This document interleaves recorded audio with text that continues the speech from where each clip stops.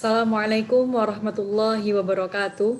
Alhamdulillahirabbil alamin wassalatu wassalamu ala asyrofil anbiya wal mursalin sayyidina wa maulana Muhammadin wa ala alihi wa ashabihi ajma'in. Rabbi shrah li sadri wa yassir li amri wahlul 'uqdatam min lisani yafqahu qawli. Amma ba'du. Senang sekali teman-teman kita berjumpa lagi di ngaji tafsir Jalalain. Dan kali ini setelah kemarin episode surat Ad-Duha, kita akan melanjutkan pada episode surat Al-Insyirah. Dan sudah hadir bersama kita Ustadzah Limatus Sauda. Assalamualaikum Ustadzah. Waalaikumsalam warahmatullahi. Ini Ustadzah, kita akan melanjutkan surat setelah surat Ad-Duha kemarin, yaitu surat Al-Insyirah. Yang mana surat Al-Insyirah merupakan surat ke-94 menurut tartib mushafinya, terdiri dari 8 ayat dan termasuk golongan makiyah. Silahkan Ustadzah, mungkin bisa langsung dilanjutkan dalam penjelasan sabab nuzul dan kandungan ayatnya menurut tafsir Jalalain. Silahkan Ustadzah. Ya, baik. Bismillahirrahmanirrahim. Alhamdulillah. Assalatu wassalamu ala rasulillah wa ala alihi wa ashabihi wa man wala. Kita berjumpa kembali di ngaji tafsir Jalalain. Dalam hal ini atau kesempatan kali ini kita akan membahas tentang surat Al-Insyirah. Surat Al-Insyirah secara tartib mushafi itu urutan ke-94 dan tartib nuzuli itu urutan ke-12.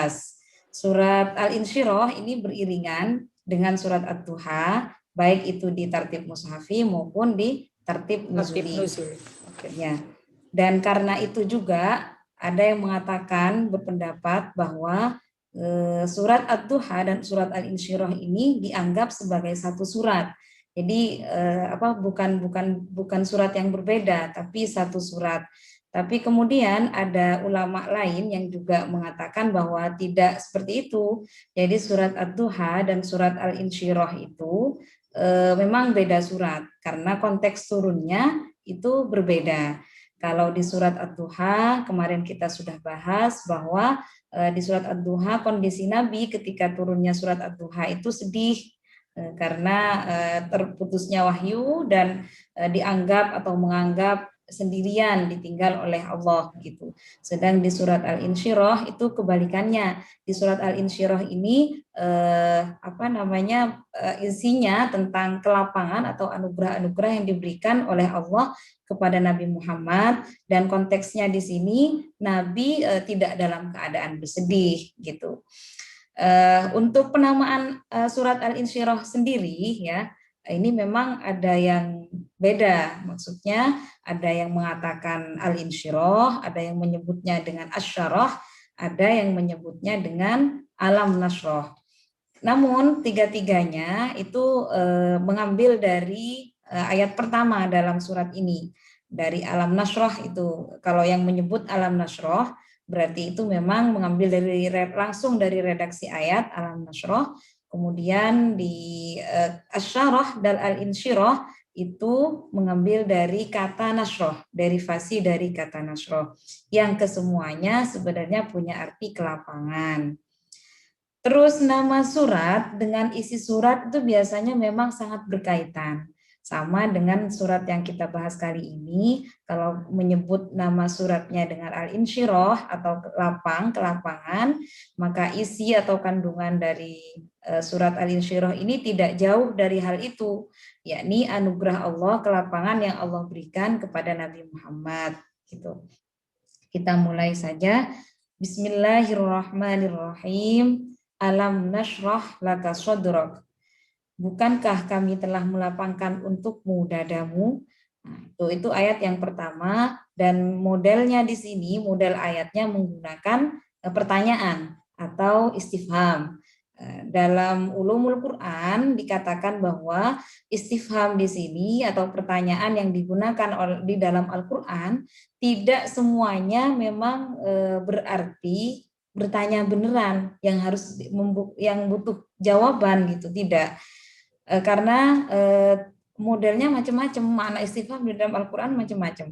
Kalau kita lihat buka di kitab Zubdatul Itqan fi Ulumil Quran karya Sayyid Muhammad Alawi Al-Maliki itu ada 18 makna istifham. Salah satunya adalah istifham takriri, seperti yang model ayat pertama surat Al-Insyirah ini adalah istifham takriri. Alam nasroh, istifhamu takririn, gitu dalam tafsir Jalalain dikasih penjelasan mengenai istifham yang digunakan, yaitu istifham takriri, istifham pertanyaan yang menetapkan. Maksudnya bagaimana kalau ditanyakan bukankah kami telah melapangkan, ya sebenarnya kami telah melapangkan, ay syarohna, kata tafsir Jalalain, kami telah melapangkan. Sama seperti sebenarnya dengan yang surat Ad-Duha kemarin, alam yajidka yatiman fa'awa, gitu. Bukankah Allah menemukanmu dalam keadaan yatim, kemudian Allah melindungimu, gitu. Iya, memang benar Nabi Muhammad itu yatim, gitu. Itu namanya istifham takriri. Kebalikannya ada juga yang istifham ingkari, ini menafikan ya, istifham yang menafikan. Kalau tadi menetapkan, ini menafikan. Contoh, salah satu contoh di surat Al-Ahqaf ayat 35, Bismillahirrahmanirrahim, fahal yuhlaku illal qaumul fasikun. Kalau dalam arti literalnya, apakah dirusak, maka apakah dirusak kaum yang fasik itu, ya, ya, maka apakah dirusak kecuali kaum yang fasik, gitu kalau dari letterleknya. Dan hal di sini, hal itu kan juga huruf istifham, pertanyaan. Maka kemudian bisa diartikan begini, maka tidak dibinasakan melainkan kaum yang fasik. Jadi pertanyaan di sini sebenarnya sudah bisa tahu jawabannya, bahwa ia akan dirusak, dibinasakan kaum yang fasik itu, gitu. Ini mengenai istifham ingkari, gitu. Kemudian di sini juga dikatakan bahwa alam nashrah laka sodrok. Sodrok di sini dadamu. Maksudnya melapangkan apa? Melapangkan apa yang dilapangkan oleh Allah, yaitu dilapangkan dengan kenabian. Kenabian yang diwahyukan, yang diberikan oleh Allah kepada Nabi Muhammad. Jadi memang sebelumnya Nabi Muhammad itu merasa beban, ada beban beliau di beliau. Kemudian kita lanjutkan dulu ya, kita lanjutkan ke ayat yang kedua. Wa wada'na 'anka wizrak, dan kami telah menghilangkan daripadamu bebanmu. Nah ini kan tadi dilapangkan dada Nabi Muhammad itu dari beban yang dirasakan oleh beliau, gitu. Dari beban yang dirasakan oleh beliau. Masih sangat abstrak kan, apa maksud beban ini, gitu kan. Kita lanjut dulu biar nyambung. Allazi anqadha dhahrak, yang memberatkan punggungmu, yang memberatkan punggungmu. Jadi ayat pertama, ayat ke-1, kedua, dan ketiga ini sebenarnya menguatkan bahwa memang Nabi itu tidak dalam keadaan, tugas Nabi itu tidak ringan. Tugas Nabi itu tidak ringan. Nabi itu memegang tugas yang sangat berat, sehingga di sini dikatakan allazi anqadha dhahrak, yang memberatkan punggungmu. Jadi kami telah lapangkan untukmu dadamu dari beban yang selama ini memberatkan punggungmu, istilahnya begitu. Kenapa kemudian Allah sampai melapangkan? Ya karena tadi itu, karena sangat berat. Nah, beban ini apa, gitu kan? Beban ini apa yang kemudian membuat Nabi itu merasa sangat berat sehingga Allah melapangkan bagi beliau?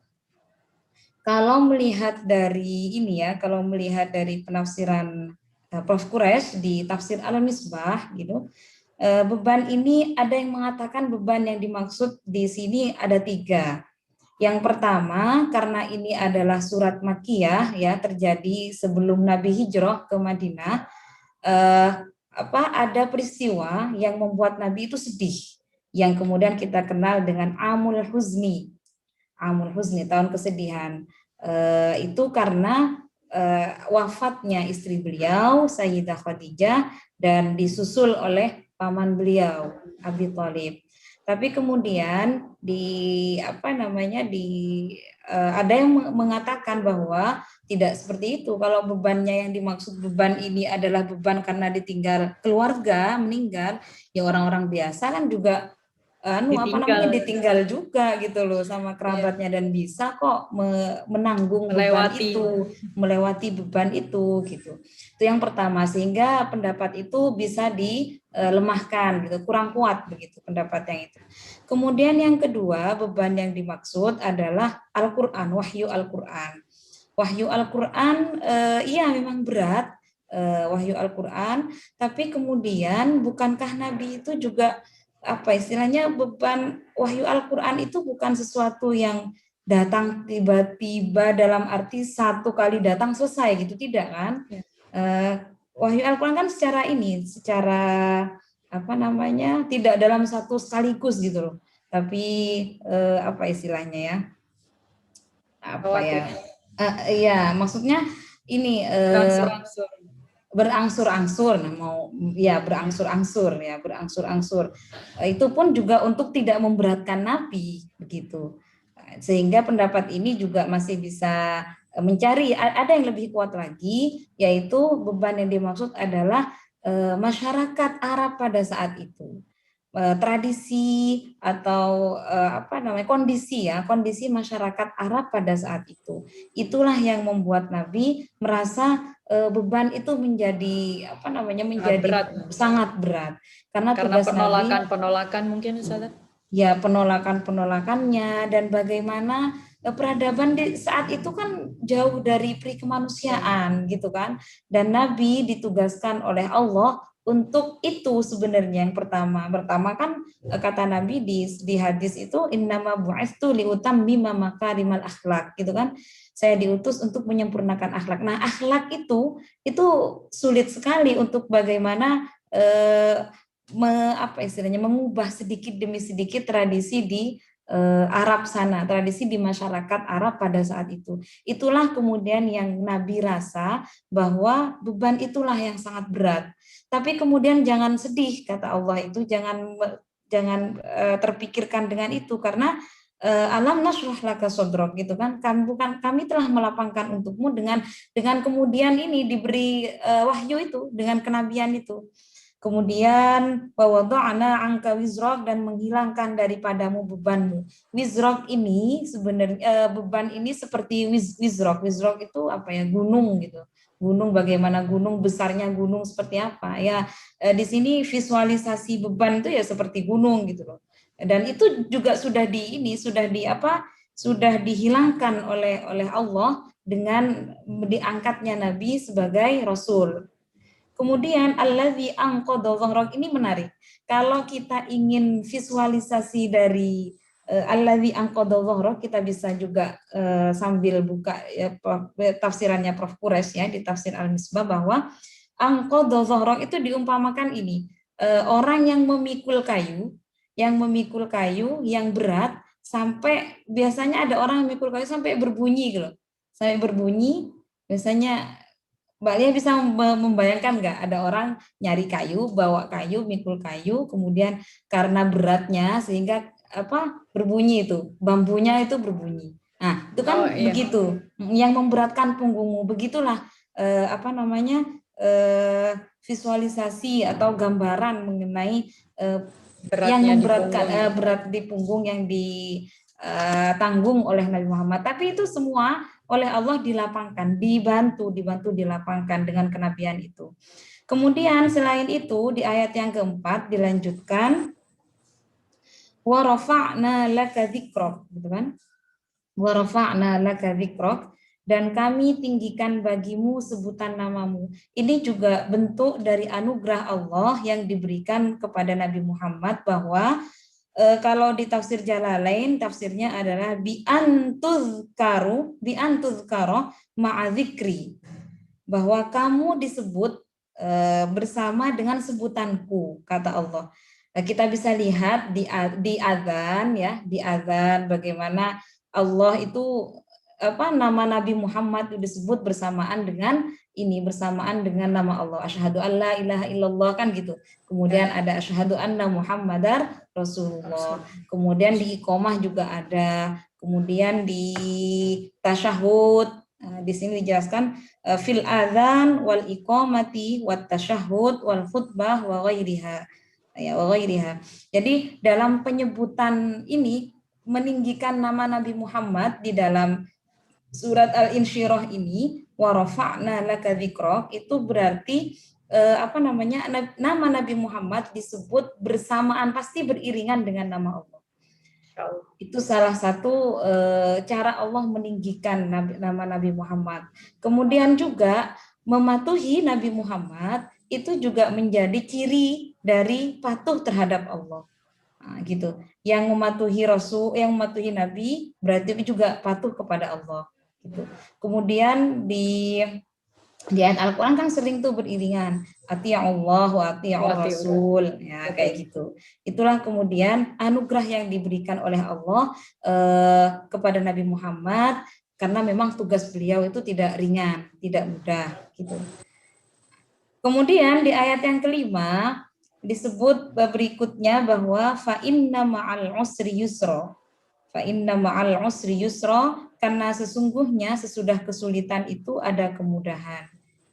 Dilanjutkan, dikuatkan kembali di ayat yang ke-6, inna ma'al usri yusra. Sesungguhnya sesudah kesulitan itu ada kemudahan. Kita bisa melihat di di perjuangan Nabi Muhammad ya, di perjuangan Nabi Muhammad, di dakwah Nabi Muhammad itu bagaimana ketika berdakwah di Makkah itu banyak mengalami siksaan, bahkan sampai boikot itu ya, diboikot, tidak boleh ada transaksi jual beli dengan di luar yang tidak masyarakat Nabi dengan masyarakat yang luar. Kemudian tidak boleh mengadakan perkawinan juga gitu, dan itu tidak dalam waktu yang singkat, itu 3 tahun. Kemudian baru setelah itu kita bisa melihat bahwa bagaimana setelah peristiwa Fathu Makkah orang Islam bisa kembali ke Makkah yang awalnya meninggalkan tanah kelahirannya, kemudian bisa kembali ke rumahnya, bisa kembali bertemu keluarganya, kemudian bahkan disegani oleh kufar Quraisy yang ada di Mekah gitu akhirnya. Gitu. Jadi di fa inna ma'al usri yusra, dengan dikuatkan inna ma'al usri yusra, ini mencoba memberitahu kepada kita juga sebenarnya ya, memberitahu kepada kita bahwa di setiap kesulitan itu pasti ada kemudahan. Ada yang mengatakan di sini kan redaksinya adalah ma'al usri yusra. Ada yang mengatakan kemudahan itu bisa dirasakan setelah kesulitan. Tapi karena melihat redaksi ma'ah di sini bersamaan, sebenarnya di setiap kesulitan, bersamaan dengan kesulitan itu pasti ada kemudahan. Nah, ini beriringan biasanya seperti ya, Ustazah. Ya, beriringan. Kita kan biasanya ada orang kecelakaan ya, misalnya. Ada orang kecelakaan kemudian bisa selamat misalnya, atau meskipun meninggal tapi masih dalam kondisi yang utuh. Akhirnya kan kita selalu begini, oh iya meninggal, tapi untung ya masih ada yang menolong misalnya. Kemudian ada lagi misalnya ada orang yang kena curi misalnya, kemalingan misalnya ya. Ada yang begini, wah itu kemalingan tapi orangnya alhamdulillah masih selamat gitu. Jadi di ayat ini juga dari ma'ah, dari kata ma'ah di sini bersamaan dengan kesulitan itu kita diminta untuk mencari hal-hal positif yang ada di situ. Hikmahnya seperti itu. Hikmahnya. Tapi di sini ada yang karena bersamaan berarti berbarengan dengan kesulitan itu kita diminta untuk mencari hal positif yang ada di dalam kesulitan yang kita alami itu. Itu kalau yang mengatakan bahwa ma'al usri yusra, kemudahan itu bersamaan dengan kesulitan. Tapi ada juga yang mengatakan kemudahan itu terjadi setelah kesulitan itu. Dan itu ya, misalnya ada orang yang dulu miskin gitu kan, kemudian bersusah payah misalnya bekerja tanpa tahu kondisi, akhirnya kan kerja kerasnya kan terbayar. Dia akhirnya secara materi terpenuhi, kemudian bisa membantu orang lain. Tidak tahu bahwa dulu sudah mengalami masa-masa sulit gitu. Masa Ya melarat seperti sudah pernah ya. iya, masa melarat sudah pernah gitu. Seperti Nabi Muhammad eh, pernah menjadi yatim, kemudian ditinggal oleh kakeknya, kemudian ditinggal oleh pamannya, kemudian juga di masa berdakwah itu, masa awal-awal itu juga ditinggal oleh istri yang selalu mendukungnya. Tapi apa yang terjadi ketika Fathu Makkah, ya alhamdulillah umat Islam ya pada saat itu bisa menang, istilahnya begitulah, bisa menang. Dan itu juga karena musrihnya sebelumnya, karena sulitnya sebelumnya. Saya kira sangat relate ya, berhubungan dengan ini, dengan ada pepatah yang mengatakan berakit-rakit ke hulu, berakit-rakit ke Ya hulu, betul Ustaz. berenang ke tepian, bersakit-sakit ke hulu, bersenang-senang kemudian gitu. Itu. Nah, ada lagi dari ayat kelima dan keenam itu yang mengatakan begini, kan diulang dua kali itu ya. Fa inna ma'al usri yusra, kemudian inna ma'al usri yusra. Yang pertama memang itu untuk menguatkan bahwa memang iya, bahwa setelah kesulitan itu akan ada kemudahan. Asal Takkit seperti itu kita, ya Ustaz. iya, takkit ya, penguat. Tapi ada kalau melihat dari analisis ini bentuk lafadz al-usri ya, al-usri di sini isimnya ma'rifat. Ada alnya di situ. Dan kalau ma'rifat itu berarti kan tertentu ya, tertentu kesulitan itu gitu. Satu kesulitan itu. Sedangkan yusro di situ kan nakiroh bentuknya umum. Oh, Bentuknya itu umum nakiroh. Jadi kalau ada yang menafsirkan begini, ada yang menganalisis redaksi lafadznya begini. Fa inna ma'al usri yusra, inna ma'al usri yusra. Al usri di sini menggunakan makrifat, yang itu berarti satu kesulitan. Jadi kesulitan yang sudah tertentu gitu. ya. Kemudian yusro di sini nakiro, berarti tidak tertentu kemudahan itu apa. Nah, dua usri di sini diartikan satu kesulitan, sedangkan yusro karena lafadznya adalah nakiro itu diartikan dua kemudahan. Jadi di satu kesulitan itu akan ada dua kemudahan. Jadi setelah kita mengalami kesulitan-kesulitan itu akan ada kemudahan itu akan datang lebih banyak, akan datang lebih banyak.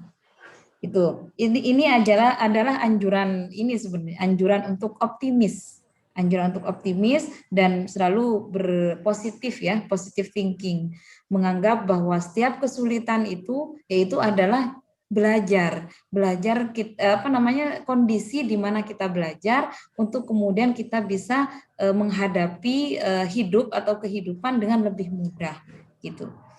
Kalau orang Tapi mau ini naik Ustaz, kelas gimana? ya. Tapi kan nggak sedikit dari masyarakat kita juga ya berputus asa dalam hal materi atau ya banyak hal yang di sekitar kita karena keputusasaannya itu. Entah naudzubillah tiba-tiba akhirnya malah tidak percaya kepada janji Allah ini seperti itu, Sada. Iya, Jadi bagaimana itu Sada untuk sekitarnya itu emang benar-benar harus benar-benar yakinnya itu seperti apa, Sada? iya. Orang yang seperti itu sebenarnya jangan kemudian menutup diri ya kayak gitu tuh. Jangan menutup diri dalam arti silahkan dia menyampaikan apa kebutuhannya itu terhadap ya temennya misalnya. Agar apa? Kalau dia memang ini ya sebenarnya ya kalau bisa disembuhkan diri sendiri oleh dirinya sendiri, dia sebenarnya curhat atau apa istilahnya ya berkeluh kesah kepada Allah misalnya kalau dia memang bisa berdoa gitu loh, berdoa gitu. Itu bisa. Tapi kalau dia tidak bisa seperti itu, kita cari jalan yang lain. Misalnya dia enaknya ngobrol sama temennya, silahkan. Nah, temennya ini kemudian atau orang di sekitarnya ketika tahu ada seseorang yang kayak gitu, itu harus dikasih tahu, harus ditemani, harus dikasih tahu bahwa ya itu butuh pengingat bahwa Allah itu sedang menguji kamu misalnya kayak gitu. Karena setiap manusia itu pasti memang diuji. Kalau orang dikatakan sabar, dia sabar, tapi ternyata tidak pernah dia melewati sebuah ujian. Wah, itu tidak sabar tuh. Maksudnya belum teruji kesabarannya gitu loh. Jadi yang harus diketahui oleh semua manusia bahwa dari awal kita lahir ya dari awal kita dilahirkan itu sebenarnya harus siap untuk diuji. Harus siap untuk diuji apapun ujiannya. Entah itu ada yang diuji dengan kekurangan materi, entah itu diuji dengan apa namanya Fisik mungkin ditinggal ya fisik, kemudian ya benar fisik, kekurangan fisik, kemudian diuji dengan ditinggalkan oleh kerabat yang kerabat dekat, orang tua atau yang lainnya, macam-macam lah diuji dengan apa tidak diasingkan dalam sebuah masyarakat atau apa gitu. Nah, harus siap. Jadi memang harus tahu. Jadi setiap orang itu harus tahu bahwa hidup di dunia itu tidak akan mulus-mulus saja, pasti ada ujian gitu loh. tidak akan Pasti lolos ada dari ujian sebenarnya. tidak akan lolos dari ujian. Nah, kita kan harus mempersiapkan itu, mempersiapkan mental itu dulu sebenarnya. Nah, ketika ujian itu benar-benar datang, nah di situ kita di situ apa namanya apakah kita bisa melewatinya atau tidak gitu. Ketika kita sudah bisa melewati, maka kita akan naik kelas kan gitu. Ibarat kita masuk sekolah gitu kan. Sebelum masuk sekolah atau ya sekolah, kuliah atau yang lainnya, sebelum masuk itu kan kita sudah tahu akan mau ngapain saja. Nanti di sekolah itu ada ujian, ada begini kegiatannya ini. Nah, ketika kan persiapan tuh, persiapan ketika sudah waktunya ujian ya ujian, ketika lolos akan naik kelas. Ketika tidak lolos ngulang lagi. Levelnya masih di situ gitu. Jadi pada intinya bahwa untuk naik kelas maka harus diuji dulu. Dan ketika kesulitan yang datang kepada kita, Allah mengajarkan kepada kita untuk selalu berpositif thinking bahwa di setiap kesulitan itu ada kemudahan.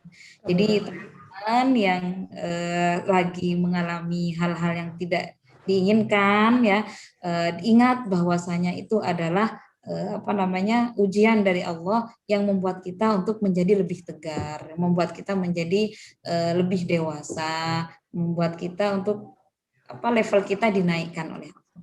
Gitu. Amin. Di ayat ini ya, fa inna ma'al usri yusra. Ingatlah, selalu ingatlah ayat ini. Dan ini sangat populer ya untuk orang yang ini ya lagi ada kesulitan, fa inna ma'al lagi usri down ya gimana. kan gitu. Oke, silahkan untuk dilanjutkan. Kemudian di ayat yang ketujuh, fa'idza faraghta fansab, maka apabila kamu telah selesai dari suatu urusan, kerjakanlah dengan sungguh-sungguh urusan yang lain. Kalau dari terjemahannya kan begitu. Kalau dari tafsirannya di tafsir Jalalain dikatakan fa'idza faraghta, jika telah selesai minas sholati dari sholat, fansab maka bersungguh-sungguhlah mengerjakan yang lain. Di sini tafsirannya ibta'ib ya. Lelahkanlah, berlelahlah fit doa dengan doa. Ayat ini faidza faraghta fansab, ayat ini memberikan motivasi bagi kita ketika kita sudah selesai dalam satu urusan, maka jangan terus diam di urusan itu gitu loh. Ya, kita lanjut ke urusan yang lain. Contoh gini, kaitannya dengan ayat sebelumnya kan fa inna ma'al usri yusra kan gitu. Jadi di setiap kesulitan itu ada kemudahan. Nah, setelah berhasil melewati satu kesulitan, apakah kemudian wah alhamdulillah wah saya hebat misalnya sudah bisa melewati itu langsung berpuas. Jangan langsung berpuas gitu kan maksudnya. Kita ini pindah ke urusan yang lain. Kalau di tafsir Jalalain tadi digambarkan setelah sholat, maka setelah sholat bukan berarti kewajiban kita selesai. Nah, kita sudah melakukan sholat, ya sudah, jangan begitu. Tapi kemudian pindahlah dengan berdoa, berlelahlah dengan berdoa. Di ayat ini juga ada yang memahami bahwa ada keseimbangan antara bekerja keras dengan berdoa. Farautah yang ditafsiri dengan sholat itu kan berarti melakukan sebuah tindakan ya, bekerja keras, bekerjalah, ya melakukan tindakan lah, pokoknya bertindaklah, melakukan hal gitu, melakukan sesuatu. Tapi apakah cukup dengan hanya bekerja, misalnya ya, hanya cukup dengan bekerja? Tidak. Fansop, maka lakukanlah urusan yang lain. Kalau di sini adalah berdoa. Ya gitu, ketika Nabi Muhammad, kalau di konteks surat ini ya, ketika Nabi Muhammad sudah dilapangkan oleh Allah, sudah diberi wahyu, sudah diberi risalah kenabian untuk kemudian membantu tugas Nabi Muhammad itu, dan juga sudah meninggikan nama Nabi Muhammad, dan juga sudah membantu melewati kesulitan-kesulitan. Apakah sudah selesai? Ya tidak, gitu kan. Maka kemudian kita pindah ke urusan yang lain. Ini juga sebenarnya motivasi bagi kita untuk kita itu tidak tidak berpuas dari satu hal. Kan biasanya ya Mbak Lia, kalau orang yang memang dia itu semangat gitu, produktif, dia setelah selesai dari satu hal, dia pasti akan pindah. Wah, ini saya mau ngapain lagi nih, gitu kan? Saya mau ngapain lagi nih biar ini ada tantangan lagi. Jadi tidak enak di comfort zone. Ada orang yang seperti itu. Dia sudah kaya misalnya, atau ya pokoknya sudah dicukupi lah, sudah enak. Nah, dia itu, wah, saya harus membuat apa lagi nih? Saya harus melakukan apa lagi agar kemanfaatan dari orang itu bisa disalurkan gitu, bisa maksimal. Terus continue seperti itu ya, Ustaz. Continue. Ya ini juga biar jadi produktif ya. Faiza faraghta fansab. Tuh. Tapi diingat di ayat terakhir di sini ada wa ila rabbika farghab. Wa ila rabbika farghab, dan hanya kepada Tuhanmu lah hendaknya kamu berharap. Setelah bekerja keras, kemudian berdoa, nah, setelah itu maka tempat kita berharap ini hanya kepada Allah ya. Hanya kepada Allah, tidak pada yang lain gitu ya. Setelah bekerja kemudian berdoa, tempat bergantung, tempat berharap itu kepada Allah. Misal keputusan Allah adalah memberikan keputusan kepada seseorang tadi yang sudah bekerja dan berdoa itu A misalnya, ya udah itu yang terbaik, berarti kembali lagi itu yang terbaik dari Allah. Kemudian misalnya ya, ada orang sudah bekerja keras, pengen kaya misalnya. Maksudnya kaya dalam arti ya tercukupi semuanya, tapi sudah berdoa juga. Tapi kemudian Allah tidak memberikan itu, tidak memberikan seperti persis apa yang diinginkan. Ya sudah, berarti itu yang terbaik untuk untuk orang itu gitu. Yang Tidak penting harus kita kan kecewa gitu ya, Ustaz. tidak harus kecewa.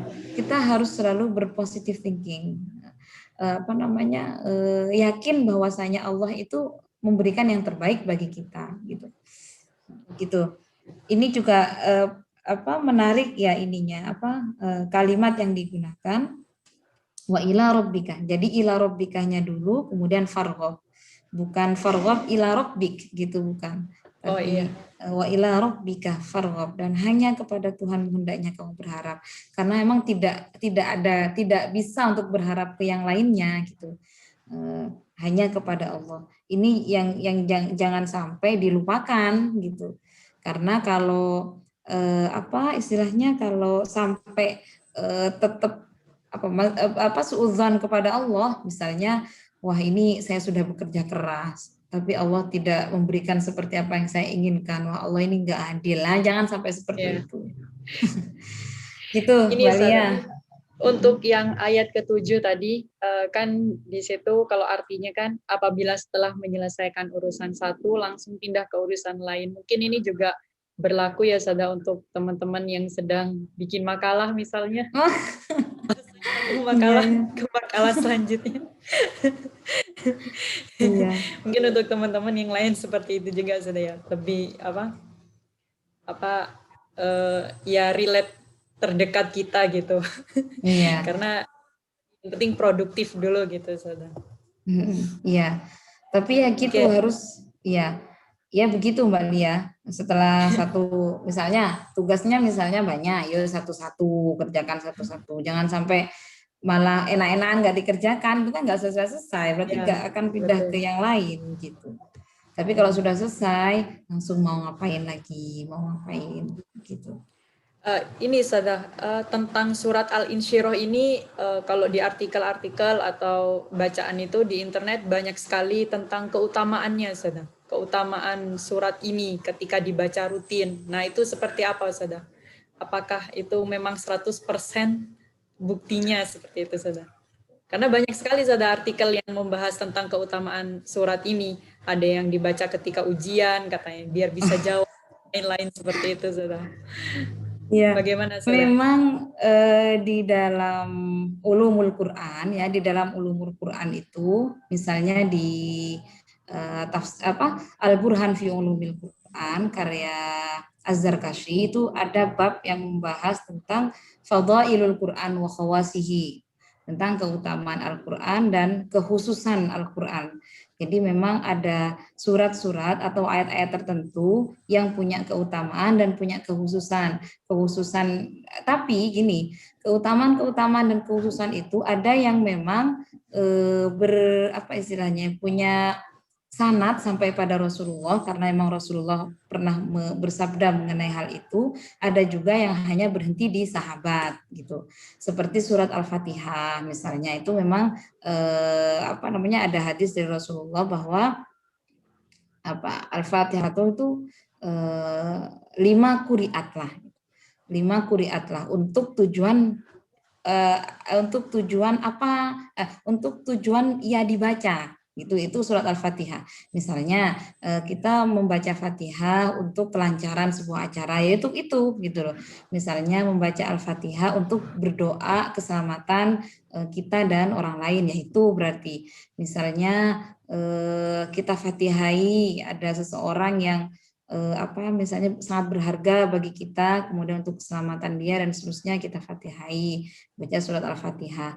Kemudian ada juga yang sering tuh ayat kursi misalnya untuk melindungi diri dari gangguan, misalnya gangguan makhluk gaib kayak gitu. Kemudian Al-Falaq dan An-Nas. Begitu tidak menutup kemungkinan di Al-Insyirah juga gitu. Tidak menutup di Al-Insyirah, apalagi di surat Al-Insyirah ini memang relate gitu dari redaksi ayatnya. Jadi redaksi ayatnya itu relate, alam nashrah laka sodrok gitu. Bukankah kami telah melapangkan bagimu dadamu. Kalau memang konteks ini dibawa ke ujian misalnya, agar dilapangkan ininya, dilapangkan dan dilancarkan ketika mengerjakan ujian, Menjawab. silahkan. Bahkan begini Mbak Lia, di masa sahabat itu sendiri ada praktik di mana sahabat membaca ayat tertentu atau menggunakan ayat-ayat tertentu, tapi tidak berdasarkan pada hadis Rasulullah, begitu tidak, dan jauh dari konteks ayat sebenarnya gitu. Saya menemukan seperti tadi di Al-Burhan fi Ulumil Quran itu bahwa ayat ini inna nahnu nazzalna dzikra wa inna lahu lahafizun, itu kan sebenarnya ayat tentang ini kan, memberitahu, menginformasikan bahwa Al-Qur'an itu dijaga oleh Allah, kan begitu. Inna nahnu nazzalna dzikra wa inna lahu lahafizun, Al-Qur'an itu dijamin keasliannya karena dijaga oleh Allah gitu. Tapi pada masa sahabat ada seorang sahabat itu yang menggunakan ayat ini ditulis dan ditaruh di tempat yang menyimpan uangnya sahabat gitu. Agar apa? Agar uangnya juga terjaga dari hal-hal yang tidak diinginkan begitu. Ini kan sebenarnya sudah iya, ini kan sebenarnya di luar dari konteks pertama ayat itu diturunkan gitu kan. Betul. Tapi tidak jadi masalah. Artinya itu kan praktik yang digunakan oleh sahabat itu, mungkin satu sahabat itu punya ijtihad sendiri gitu. Kenapa meyakini bahwa ayat itu bisa digunakan dalam penjagaan seperti itu. Dalam penjagaan hartanya begitu.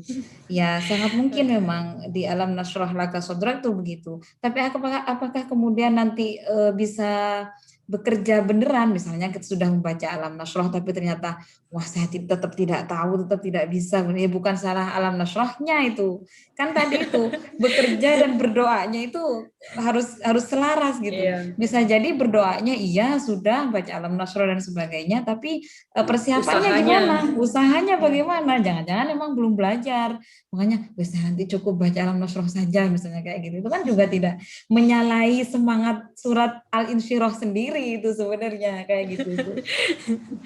Tapi sebenarnya kan Gitu. pada hakikatnya ya semua ayat-ayat Al-Quran itu adalah doa gitu ya Ustazah. Doa betul. Iya, doa di situ.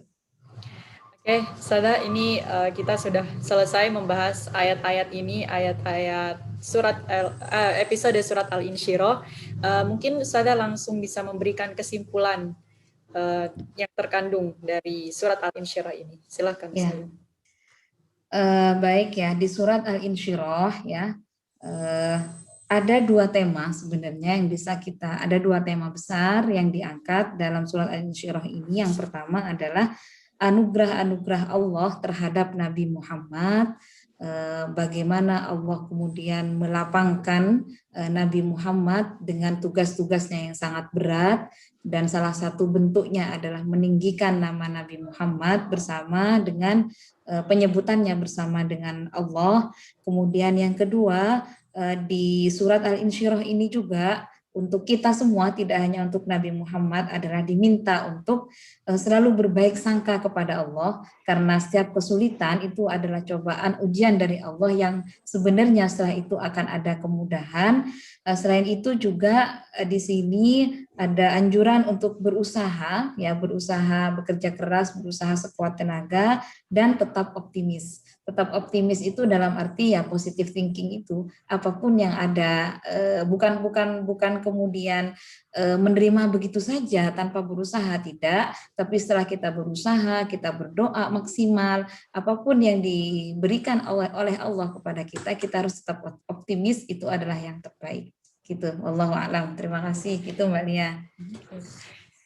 Ya, saya simpulkan di sini intinya bahwa kita memiliki satu kesulitan, tapi Allah sudah menyediakan dua kemudahan seperti itu ya, Ustazah. Ya, ya.